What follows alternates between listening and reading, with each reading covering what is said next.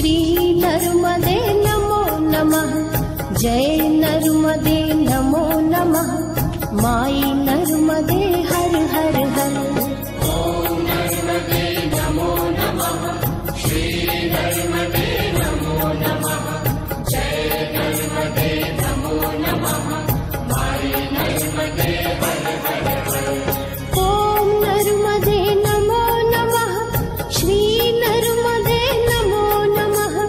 जय नर्मदे नमो नमः। माई नर्मदे हर हर हर। ओम नर्मदे नमो नमः। श्री नर्मदे नमो नमः। जय नर्मदे नमो नमः। माई नर्मदे हर हर हर। ओम नर्मदे नमो नमः। श्री नर्मदे नमो नमः। जय नर्मदे नमो नमः। माई नर्मदे हर हर हर। ओम नर्मदे नमो नमः। श्री नर्मदे नमो नमः। जय नर्मदे नमो नमः। माई नर्मदे हर हर हर।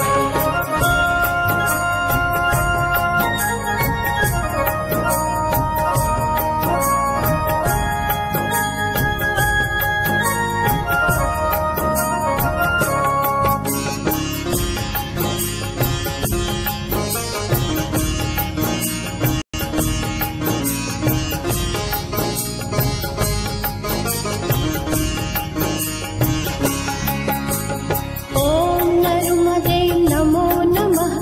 श्री नर्मदे नमो नमः। जय नर्मदे नमो। ओम नर्मदे नमो नमः।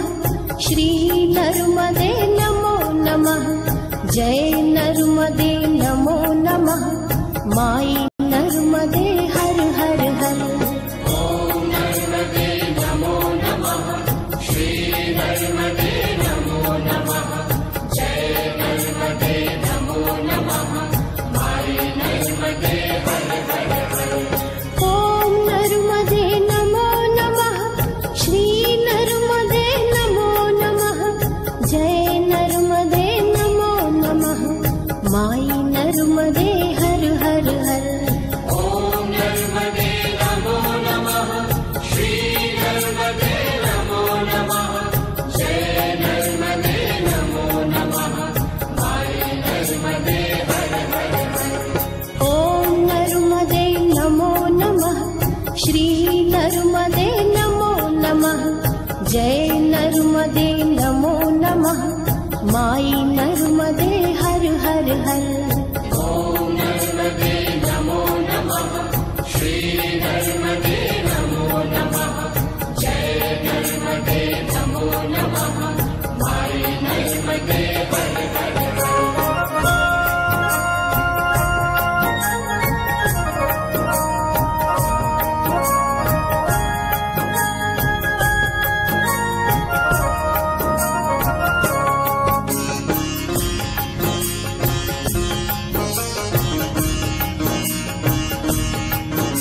या ठिकाणी आज कन्यांचं पूजन होत आहे, कन्या पूजन आणि पूजन. त्या निमित्ताने आमच्या नर्मदा ओम नर्मदे नमो नमः. श्री नर्मदे नमो नमः. जय नर्मदे नमो. त्या ओम सर्वांच्या लाडक्या नर्मदे असणाऱ्या नमो नमः. माता या हिरावता श्री मैया नर्मदे नमो नमः. जय नर्मदे नमो नमः. माई नर्मदे हर हर हर. ओम नर्मदे नमो नमः. श्री नर्मदे अनेकांना प्रश्न निर्माण होतो की नेमकं कन्यापूजन कसं करावं नमो नमः. हे बरेच जणांच्या लक्षात येत नाही. थोडासा आपल्याला या ठिकाणी मी प्रयत्न ओम देते नर्मदे त्या नमो कन्यापूजनाचे नमः. कसं पूजन करावं, श्री नर्मदे नमो नमः. जय नर्मदे नमो नमः.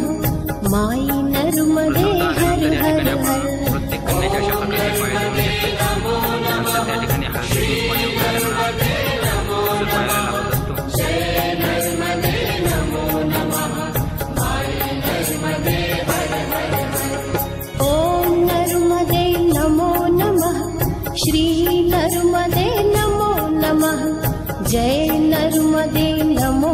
नमः माई नर्मदे हर हर हर।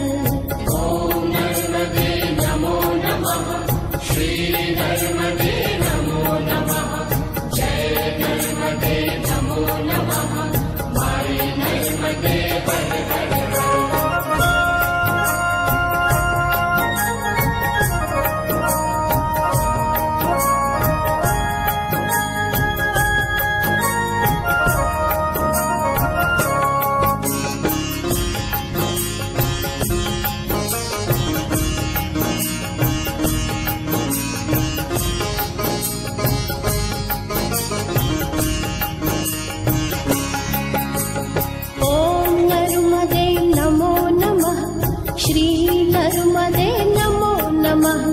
जय नर्मदे नमो।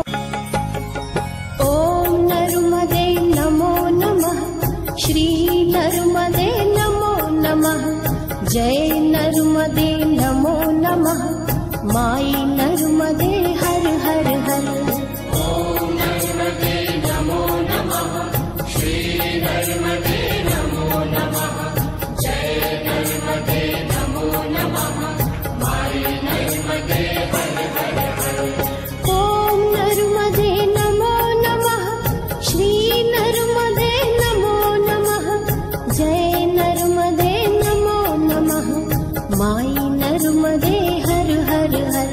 ॐ नर्मदे नमो नमः श्री नर्मदे नमो नमः जय नर्मदे नमो नमः माई नर्मदे हर हर हर। ओम नर्मदे नमो नमः श्री नर्मदे नमो नमः जय नर्मदे नमो नमः माई नर्मदे हर हर हर। ॐ नर्मदे नमो नमः श्री नर्मदे नमो नमः जय नर्मदे नमो नमः माई नर्मदे हर हर हर।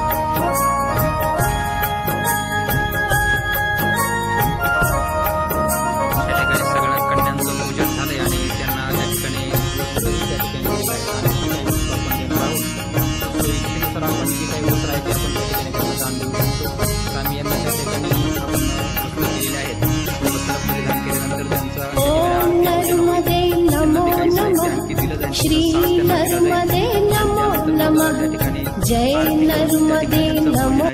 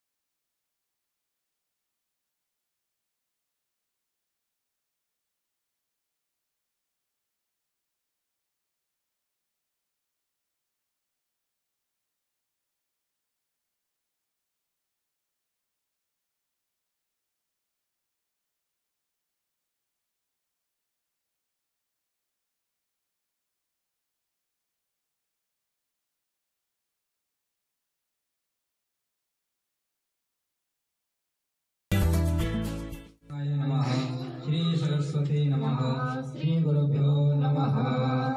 स्वरेन्दु सिन्धु शुष्कलत्तरङ्गभङ्गरञ्जितम् तिजस्वपापजातजातकारिवाणि संयुतम् कृतान्तद्यूतकालभूतभीतिहारि वर्मदे त्वदीयपादपङ्कजं नमामि देवि नर्मदे त्वदीयपादपङ्कजं नमामि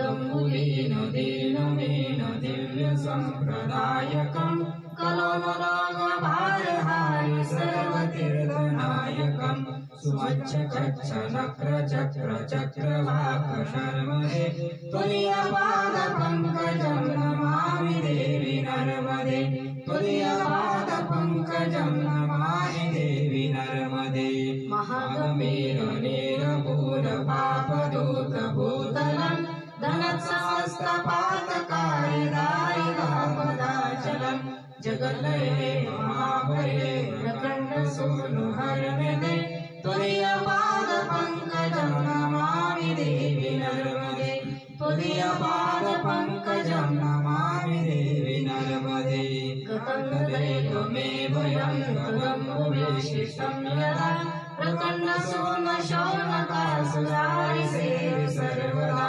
पुनर्भवापि जन्मजं भवापि दुःखवर्मदे तुल्यपादपङ्कजं नमामि देवि नर्मदे तुल्यपादपङ्कजं नमामि देवि नर्मदे अलक्ष लक्ष किन्नरामरासुरादिपूजितं सुलक्षणीरतीरधीरपक्षलक्षपूजितं वसिष्ठशिष्टपिप्पलादकर्दमादिशर्मदे तुल्यपादपङ्कजं नमामि देवि नर्मदे तुल्यपादपङ्कजं नमामि देवि नर्मदे सनत्कुमार नाचिकेत काश्यपाद ऋतं सुखीयमानसेषु नारदाद्य षट्पदे रविन्दुनन्द देवदेव राजकर्म शर्मदे तुल्यपादपङ्कजं नमामि देवि नर्मदे तुल्यपादपङ्कजं नमामि देवि नर्मदे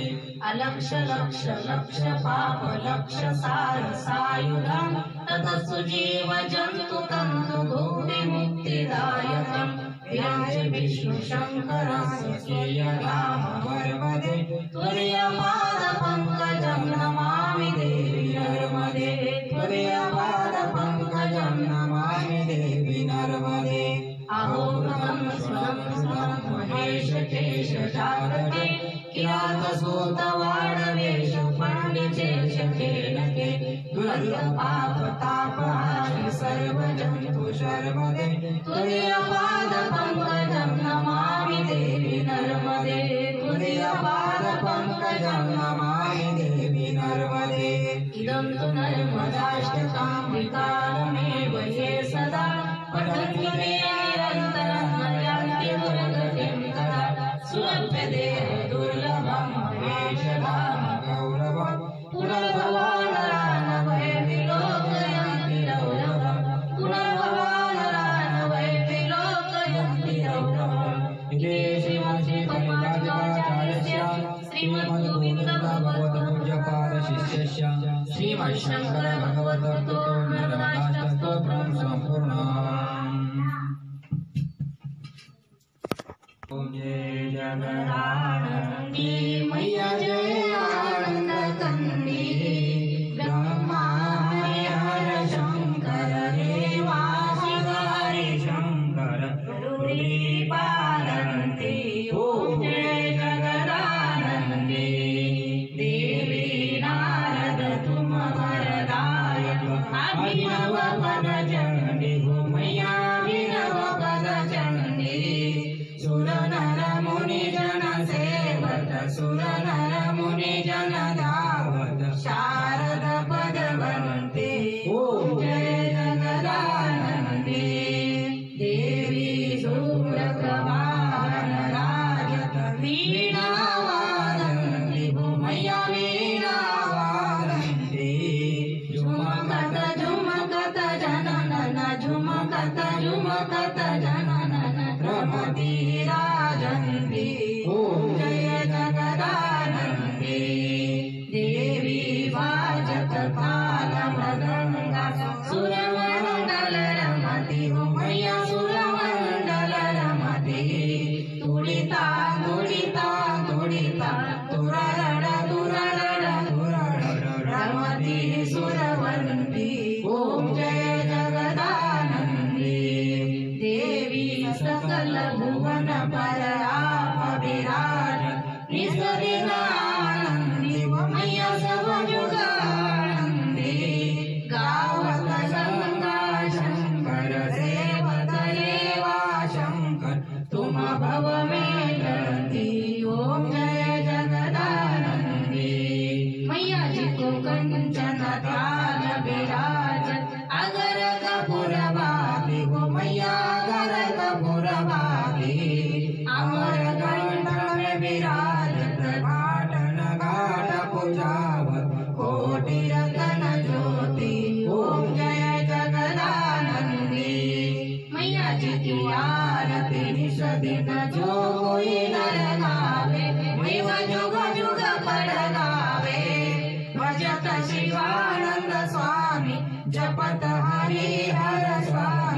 मनवांचित फल पावे ओम जय जगदानंदी ओम जय जगदानंदी मैया जय आनंद कंदी ब्रह्मा हरिहर शंकर रेवा शिव हरि शंकर रूपीवानंदी ओम जय जगदानंदी घालीन लोटांगण बंदे न चरणा डोळ्यांनी पाहिन रूपंदे प्रेम्याने आनंदे पूजन भावे वाळीन प्रेनामा त्वमेव माता पिता त्वमेव बंधुचे सहाय त्वमेव विद्याधरं त्वमेव सर्वं ममेव देव कायेन वाचा मनसेन्द्रियैर्वा बुद्ध्यात्मना सर्वत्र स्वभावात् करोमि यज्ञं सकलं परस्मै नारायणाय समर्पयामि अच्युतं केशवं रामनारायणं कृष्णं वासुदेवं श्रीधरं माधवं गोपिकावल्लभं जानकीनायकं रामचन्द्रं वन्दे हरे राम राम राम हरे हरे हरे कृष्ण कृष्ण कृष्ण हरे हरे हरे राम राम राम हरे हरे हरे कृष्ण कृष्ण कृष्ण हरे हरे कर्पूरगौरं करुणावतारं संसारसारं भुजगेन्द्रहारं सदा वसन्तं हृदयारविन्दं त्वं भवामि सीतं नमामि कैलासयाना शिवचन्द्रमौळि मणिर्ज्ञानमाता मुकुटरत्नानि कारुण्यसिन्धो दुःखहारी मजवीन शम्भो मजकोणतारी मजवीन शम्भो मजकोणतारी कुंडली नर्मदे नर्मदे पातगंगे जटाशंकरे ओम पार्वती पते हर हर हर महादेव जय जय श्री राधे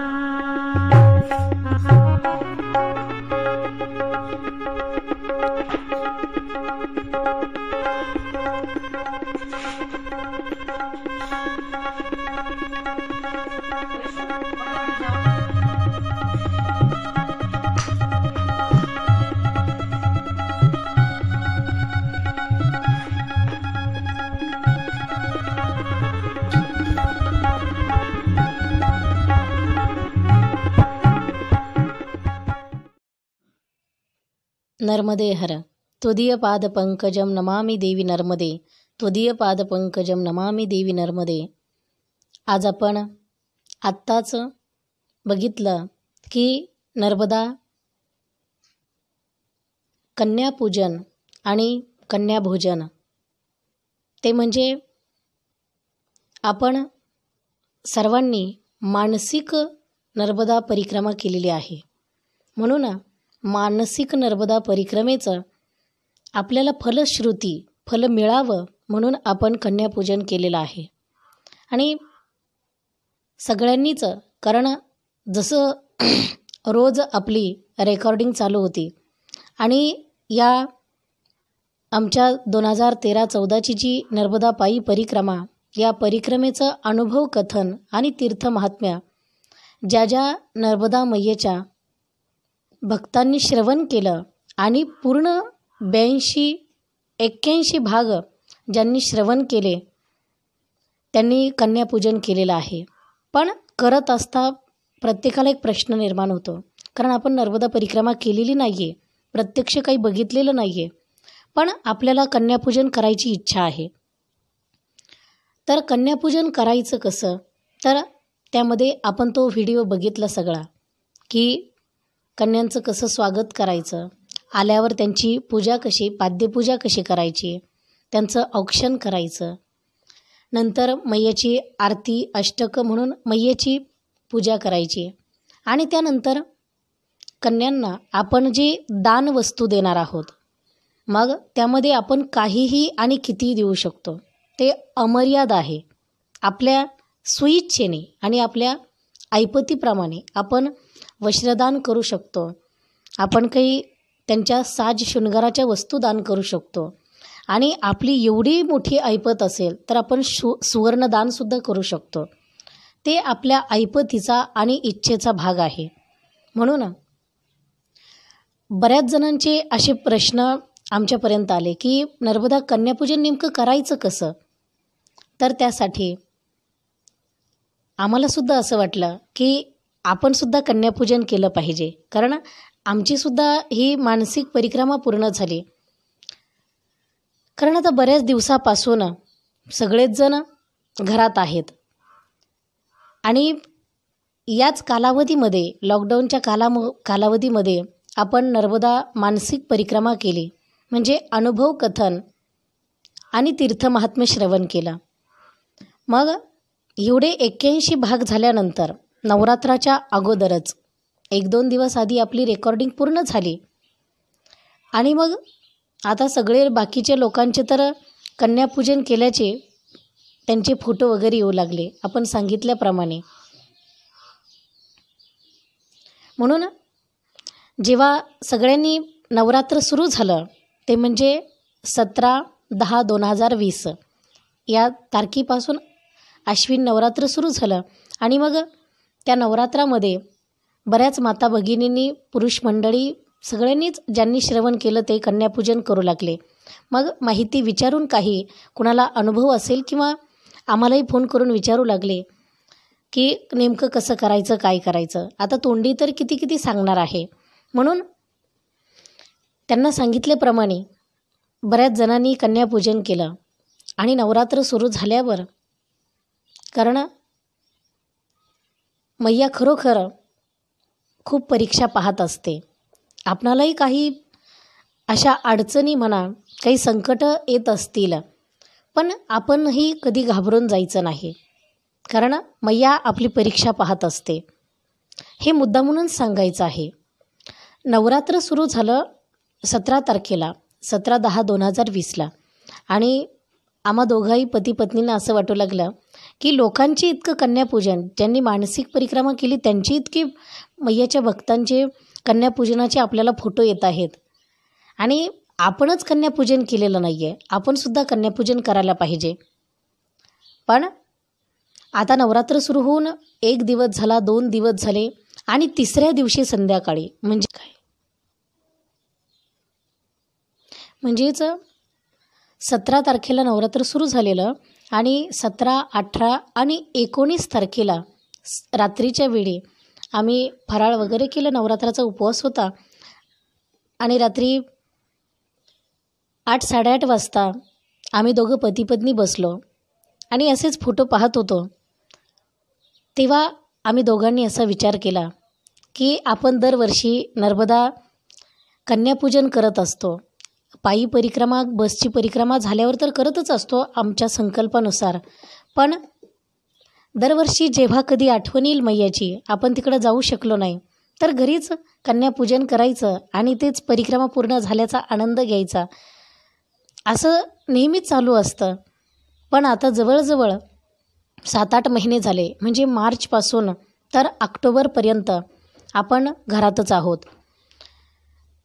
आणि घरात असल्यामुळे आपण कुठे जाऊही शकलेलो नाही आणि काही कमवण्यासाठीसुद्धा काही काम केलेलं नाही आहे.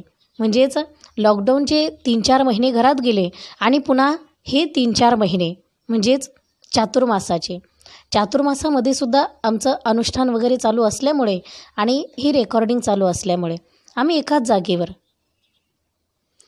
आणि यामुळे आमची अशी दोघांची चर्चा चालली की आता आपलीसुद्धा ही मानसिक परिक्रमाच झालेली आहे, म्हणून आपण सुद्धा आता कन्याभोजन करायलाच पाहिजे. म्हणून आम्हीसुद्धा आता दोघांचा संवाद चालू आहे, विचार चालू आहे की आपणही कन्याभोजन केलंच पाहिजे, आपल्याकडून सुद्धा व्हायला पाहिजे. पण तसं आत्तापर्यंत तुम्ही रेकॉर्डिंगमध्ये ऐकलं असेल, मी माझी कोणतीच परिस्थिती किंवा माझा स्वभाव, माझ्या पतिदेवांचा स्वभाव मी कोणता झाकून ठेवलेला नाही. त्यांची जेव्हा जेव्हा चूक झाली मी ते सुद्धा सांगितलेलं आहे आणि माझ्याकडून जे गुन्हे झाले ते सुद्धा मी अगदी मोकळ्या मनाने सांगितलेले आहेत. कारण जे ऐकणारे आहेत ते कोणी असे तसे नाही आहे. मला माहिती आहे माझ्या नर्मदा माईचे लेकरं आहेत, म्हणून ते जे ऐकणार आहेत ते माझ्यावर विश्वास ठेवूनच ऐकणार आहेत. म्हणून मी जर उगाच माझा वाईटपणा झाकून ठेवू आणि फक्त चांगुलपणच तुम्हाला सांगत राहिलं तर ते मैयाला आवडलं पाहिजे. मैयाच्या लेकराला आवडेल की नाही ह्याचं मला माहिती नाही, पण अगोदर मी मैयाचा विचार करते. म्हणून मी माझी कोणतीच आमची परिस्थिती झाकलेली नाही आहे. तर आमच्या दोघांचा असा विचार झाला की आपण कन्यापूजन करायचं. पण प्रश्न खूप मोठा आमच्यासमोर निर्माण झाला की आज 7-8 महिने झाले आपण घराच्या आतच आहोत. एकतर अनुष्ठान चालू असल्यामुळे आम्ही कुणाचं पाणीही पित नाही, आमच्या घराच्या बाहेरचं कुणाचं काही खातच नाही. असं एवढं सगळं कडक नियमामध्ये चालू असल्यामुळे आता नेमकं करायचं काय? कारण तशी परिस्थिती नाही आहे कन्यापूजन करण्याची. आणि करायची तर खूप हौस, असलं की दिवाळी, नसलं की शिमगा, अशी परिस्थिती असल्यावर खूप काही दान करायची तयारी असते आणि ती करूनही टाकतो. मग मनात असा विचार आला, पण माझ्या पतिदेवांनी सांगितलं काळजी करू नको, मैया बघून घेईल आणि आपली इच्छा झालीच आहे आणि तुझी एवढी मनातून इच्छा झालेली आहे तर मैया आपल्याला अशी वाऱ्यावर सोडणार नाही आहे असं म्हटले. आणि आमचं बोलणं इथंच थांबलं. माझ्यासुद्धा थोडं डोळ्यात पाणी आलं. आणि त्या रात्रीचा विश्राम झाला आणि पहाटे आता आम्ही तसं 2:30 वाजताच उठायचो, कारण आमचे सप्तशतीचे पाठ चालू होते. त्यामुळे आम्ही 2:30 वाजता उठलो, स्नान वगैरे करून आमचे पाठ वगैरे झाले. आणि सकाळी ज्या शेजारच्या महिला मंडळ होत्या ह्या सगळ्या म्हटल्या, शेजारी इथून एक 7 किलोमीटर अंतरावर एक गाव आहे, तर त्या गावी एक देवीचं मंदिर आहे. डोंगरामध्ये अशी कपारामध्ये देवी आहे, कनकावती देवी म्हणून. तर त्या देवीच्या दर्शनाला जायचं असं ठरलं. मग माता भगिनी सगळ्यांनी आवरून आम्ही पायी 7 किलोमीटर गेलो. सकाळी आमचं सगळं नित्यनेम वगैरे वाचन वगैरे झाल्यावर आम्ही 7-8 वाजता निघून गेलो. आणि तिथं गेल्यावर पायी गेलो, वरती चढून मंदिरामध्ये गेल्यावर तिथे आता तसा लॉकडाऊनचा कालावधी आहे म्हणून मंदिराच्या बाहेरूनच आरती वगैरे म्हणून आम्ही दर्शन वगैरे घेतलं. 7-8 महिला होतो आणि तिथं देवीच्या समोर बसले. आणि अचानकच असं वाटू लागलं की खरंच आत्तापर्यंत नर्मदा माईचं परिक्रमेचा अनुभव कथन झालं आणि मैयाने खरोखर असे सेवा करून घ्यायला पाहिजे होती की कन्याभोजन व्हायला पाहिजे होतं असं फक्त मनात आलं. आणि आम्ही तिथून निघालो. फराळ वगैरे केलं आणि आता पुन्हा यायला निघायला गाडीत बसलो. आमची गाडीसुद्धा पाठीमागून आली होती. मग आमच्या गाडीमध्ये बसलो आणि मला लगेच एक फोन आला आणि तो फोन आल्यावर मी फोन उचलला, पण मला काही आवाज व्यवस्थित येत नव्हता. म्हणून मी सांगितलं की मी तुम्हाला गाडीतून खाली उतरल्यावर म्हणजे घरी गेल्यावर मी तुम्हाला फोन करते, मला आवाज व्यवस्थित येत नाही, मी गाडीत आहे. मग जेव्हा घरी आलो, एक 10 मिनटामध्ये घरी आल्यावर मी परत त्या नंबरवरती फोन केला, तर तो फोन होता कोल्हापूरवरून आणि कोल्हापूरच्या एका आजीचा फोन होता. त्या आजीचं वय आहे 75 वर्ष आणि त्या आजीचं नाव आहे, त्यांनी सांगितलं, नर्मदेहर, मी श्रीमती राजनंदा रामचंद्र खानविलकर बोलते कोल्हापूरवरून. माझं वय 75 वर्ष आहे आणि मी फेब्रुवारी 2020मध्ये मी नर्मदा परिक्रमा केली बसची. पण माझी अशी इच्छा आहे, मी तुमचं नर्मदा परिक्रमा अनुभव कथन ऐकलं आणि माझी आपोआप अशी भावना निर्माण झाली की माझं जे कन्यापूजन आहे, कन्याभोजन आहे, ते तुमच्या घरी व्हावं. असं म्हटल्यावर माझ्या अंगातून असा जसा जसा संचारच आला आणि डोळ्यात अश्रू आले आणि मी म्हटलं, नर्मदा माई, खरंच हे कोणी कोल्हापूरवरून बोलत नाही आहे, तर हे प्रत्यक्ष तूच बोलती आहेस, तूच हे सगळं करून घेणारी आहेस. रात्रीच आम्हा दोघांनाही मनात विचार आला होता आणि तरी माझ्या पतिदेवांनी सांगितलं होतं, मैया करून घेईल, तू काळजी करू नको. आणि असं आहे की सकळ जीवाचा करीतो सांभाळ, तुझं मोकलीलं ऐसे नाही. म्हणून तूच अशी आहेस की तू सगळ्यांनाच सांभाळणारी आहे. मग मी तर दिवसातून एकदा तरी तुझं नाव घेते, मला कशी तू मोकलिणार आहे. म्हणून तर माझी इच्छा पूर्ण करण्यासाठी तूच हा फोन केलेला आहे. आणि नर्मदा माई प्रत्यक्ष शक्यतो वयोवृद्धांच्या वृद्धावस्थेमध्येच कुणाला दर्शन देत असते. आणि मला अचानक फोन येतो आहे की तुम्ही कन्यापूजन तुमच्या घरी करा म्हणून. कारण जेव्हा अशी परिस्थिती, माझ्या तर ती गोष्ट ध्यानात पण नव्हती, पण आत्ता आली की जेव्हा मी कुंठे स्वामींचं नर्मदे हरर पुस्तक वाचलं, त्यामध्ये त्यांचा एक अनुभव मी वाचला की त्यांनीसुद्धा त्यांची परिक्रमा पूर्ण झाली आणि घरी आले तेव्हा त्यांना प्रश्न निर्माण झाला होता की आपण परिक्रमा केली, तिथल्या पुजाऱ्यांनी सांगितलं घरी गेल्यावर परत कन्यापूजन कर, कारण मैया तुझ्या घरी येईल आणि मैया घरी येत असते, म्हणून तू कन्यापूजन तुझ्या घरी कर.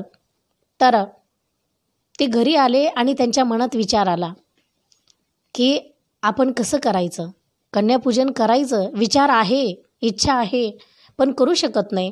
कारण पत्नी म्हणेल तुम्ही एवढे दिवस फिरला आणि घरी तर काही कमाई तर नाही, पुन्हा येऊन खर्च करायला सांगता. म्हणून असा प्रश्न निर्माण झाला. आणि तेवढ्यात पहाटेची वेळ होती आणि सकाळीच एक त्यांच्या म्हणजे ते झोपेतच होते तेव्हाच एका मित्राचा फोन आला की मी येतोय म्हणून, तू आलास ना, मग मी येतोय असं ते मित्र त्यांना म्हटले.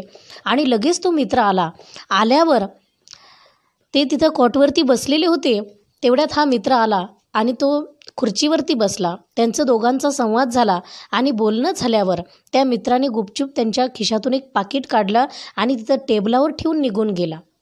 आता यांना गरज होती पैशाची, कारण कन्यापूजन करायचं म्हटल्यावर खर्चाचंच काम आहे म्हटल्यावर त्यांनी मनात तसा प्रश्न होता. आणि तेवढ्यात तो निघून गेला आणि मग हे सहज बघितलं तर टेबलावर अरे ह्याचंच काहीतरी राहिलं. म्हणून ते बघितलं तर त्याच्यामध्ये 5,000 रुपये होते. आणि जेव्हा ते पाकिट उघडून बघितलं तर कुंठे स्वामींच्या मनात असा विचार आला की माई हे तूच दिलेले आहेस, कारण ही मैयाची कृपा असते आणि मैयाचे हे खूप मोठे अनुभव चमत्कार असतात. म्हणून त्यांनी त्याचंच कन्यापूजन केलं आणि नर्मदा मैया त्यांच्या घरी आलीसुद्धा. आपण अनुभव कथनामध्ये तसं ऐकलेलं आहे. म्हणून मलासुद्धा असा आम्हालाही प्रश्न निर्माण झालेला होता आणि अचानक एका आजीचा फोन आला आणि त्यांनी सांगितलं की माझं कन्याभोजन तुमच्या घरी करा. मग मला तर माझा आनंद गगनात मावत नव्हता की मैया खरंच तू काय आहेस, नुसतं मनात यायचा उशीर आणि तू लगेच कुणाला तरी लगेच सांगती आहे की तुझ्या घरी कन्यापूजन करायचं म्हणून. किती तुझे काय अनुभव आहेत आणि तुझी काय लीला आहे, कशी सांगावं ती कळत नाही आहे. म्हणून मी घरात आले आणि लगेच माझ्या पतिदेवांना सांगितलं, अहो बघा एका आजीचा फोन आला आहे आणि असं असं म्हणत आहेत. माझ्या पतिदेवांच्यासुद्धा डोळ्यात पाणी आलं आणि त्यांनी सांगितलं, खरोखर नर्मदा माई आपल्याला खूप सांभाळते आणि आपली खूप काळजी घेते, की फक्त परिक्रमेत असतानाच काळजी घेते असं नाही आहे, तर घरी असतानासुद्धा. असा प्रश्न निर्माण झाला आणि मैयाने खरोखर असं सांगायला सांगितलं, हे मैयाने स्वतः सगळं केलेलं आहे. म्हणून माझ्या पतिदेवांनी सांगितलं त्यांना हो म्हणून टाक त्या आजीला. मग मी हो म्हटले आणि सांगितलं की आता आपण 5व्या माळीला हे कन्यापूजन करू. पण कन्यापूजन ठरलं आणि काही अडचणीमुळे ते पुन्हा पुढं लोटण्यात गेलं. मग पुन्हा सोमवार आला आणि सोमवारी म्हणजे दसऱ्याच्या दुसऱ्याच दिवशी दशमी होती, म्हणून त्या दिवशी कन्यापूजन ठरवलं. पण त्या दिवशी आजीने पुन्हा फोन केला आणि सांगितलं, अगं असं कन्यापूजन ह्या त्या वारी करण्यापेक्षा आणि ह्या त्या तिथीला करण्यापेक्षा तू पौर्णिमेला कर, जास्त फळ भेटेल. कारण आता मी एवढ्या परिक्रमा केल्यात, मला ही गोष्ट माहिती असायला पाहिजे होती किंवा माझ्या लक्षात असायला पाहिजे होते. तर ही नर्मदा माईनेच त्यांना सांगितलं की पौर्णिमेला कर म्हणून. मग आज कोजागिरी पौर्णिमा आणि कोजागिरीच्या निमित्ताने ते कन्यापूजन करायचं ठरवलं. त्यासाठी त्यांनी सांगितलं, मला खर्च सांगा, एका मुलीला किती खर्च येईल. आता आम्हाला एवढा काही आता अंदाज राहिलेला नव्हता, कारण महागाई किती वाढली काय वाढली. पण आम्ही सांगितलं आम्ही सामान खरेदी करतो, मग तुम्हाला सांगतो एका मुलीचा खर्च किती आहे. तरच त्याप्रमाणे एका मुलीचा 700-800 रुपये असा खर्चाप्रमाणे त्यांनी सांगितलं, मी कन्यापूजन आणि भोजनाचा म्हणजे स्वयंपाकाचा वगैरे सगळा खर्च मी 5000 रुपये पाठवून देते, अकाउंट नंबर पाठवा. आणि अकाउंट नंबर पाठवला, त्यांनी लगेच 5000 रुपये पाठवून दिले. त्यांच्या मनानेच ती रक्कम त्यांनी सांगितलीसुद्धा आणि पाठवलीसुद्धा. जेव्हा 5000 रुपये आमच्या अकाउंटला आले आणि आम्ही सगळं साहित्य जेवढं 5000 रुपयामध्ये येईल, मग वस्त्र असेल म्हणजे ड्रेस असतील मुलींना, आणि त्या सामानामध्ये आपण आता व्हिडिओमध्ये सगळं पाहिलेलंच आहे, सगळ्याच बारीक सारीक वस्तू. आणि या सगळ्या वस्तू मैयासाठी सुद्धा, कारण आपण मुलींसाठी म्हणजे आपला संकल्प असेल 5 मुलींचा, तर आजीने सांगितलं होतं 5 मुलींचं कन्याभोजन करा. मग 5 मुली आणि नर्मदा मैया 6वी, म्हणजे मैयेचं सेपरेट सगळं पाहिजे, जसं मुलींना आहे तसंच मैयाला पाहिजे. आणि त्यांनी फोन करून सांगितलं पुन्हा एकदा की तुम्हाला साडीसुद्धा घ्या. म्हटलं ठीक आहे. मग त्यामध्येच मला साडीसुद्धा घेतली. पण आता कन्या भोजनासाठी जो प्रसाद बनवायचा आहे त्याला शिरा बनवावाच लागतो. त्याला हलवा म्हणतात, त्याला कढाईसुद्धा म्हणतात. म्हणून शिरा हा बनवावाच लागतो. बाकी आपण कोणतेही पदार्थ बनवू शकतो, तुम्हाला अगोदरही सांगितलेलं आहे. म्हणून शिरा बनवला आणि आणखी काही पदार्थ बनवले. मग नर्मदा कन्यापूजन आणि कन्याभोजन आजच्या या कोजागिरी पौर्णिमेच्या निमित्ताने आज पूर्ण झालं. आपण सगळ्यांनी बघितलंसुद्धा. आणि याप्रमाणे आपण कन्यापूजन कन्याभोजन करू शकता. आणखी आपण आता हा लॉकडाऊनचा कालावधी असल्यामुळे आपण कीर्तन प्रवचन भजन काही सत्संग किंवा कुणाला बोलवू शकत नाही. पण जेव्हा कधी हे सगळं मोकळं होईल तेव्हा आपण, कारण आम्ही अगोदर असे कार्यक्रम केलेले आहेत की कन्यापूजन करत असता आपण कथा कीर्तन प्रवचन असं काही कार्यक्रमही ठेवू शकता, भजन वगैरे असंही ठेवू शकता. पण आता या लॉकडाऊनमुळे हे सगळं करू शकत नाही. आपण पाहुणे मंडळींनासुद्धा बोलू शकता. जसा आपल्या घरी काही कार्यक्रम असेल, लग्न उत्सव असेल, काही वास्तुशांती असेल की ती आपण सगळे पाहुण्यांना बोलवतो, तसं आपण सगळ्यांना बोलवू शकतो आणि खूप भव्य दिव्य असा कार्यक्रम करू शकतो. आपल्या इच्छेनुसार जेवढं केलं तेवढं कमीच आहे. कारण आपण जितकं करीत राहू श्रद्धेने तितकं ते मैयाला आवडतच राहतं आणि मैया प्रसन्नच होत राहते. पण श्रद्धा महत्त्वाची आहे. आणि मी तर म्हणेल, कारण माझी खात्री आहे, माझा आत्मविश्वास आहे, ज्यांनी हे अनुभव कथन ऐकलेलं आहे तो श्रद्धेशिवाय करतच नाही आहे. ज्यांनी ऐकलं आहे तर तो अगदी नर्मदा मैयाच्या जवळ जाऊन अंतकरणापासून मनाने तो मैयाच्या अगदी किनाऱ्यावरती जाऊनच हे कन्यापूजन करतो आहे. म्हणून असंच कन्यापूजन आपल्या ऐपतीप्रमाणे, आपल्या इच्छेप्रमाणे, आपल्याला जेवढं पाहिजे तेवढं, जशी इच्छा असेल तसं आपण काहीही दान करू शकता आणि कितीही दान करू शकता. मग आपण आपल्या संकल्पानुसार, आपली इच्छा असेल तर एक मुलगीसुद्धा आपण एका मुलीचंही कन्यापूजन करू शकता, किंवा आपली इच्छा असेल आपण 100, 1000 कितीही मुलींचं कन्यापूजन करू शकता. तसं काही बंधन नाही आहे. आणि वेळेला जेवढ्या भेटतील तेवढ्यांचंही करू शकता, कारण ती सगळी मैयाची इच्छा असते. म्हणून आज हे कन्यापूजन आणि हे कन्याभोजन नर्मदा माईच्या इच्छेने आज इथं हे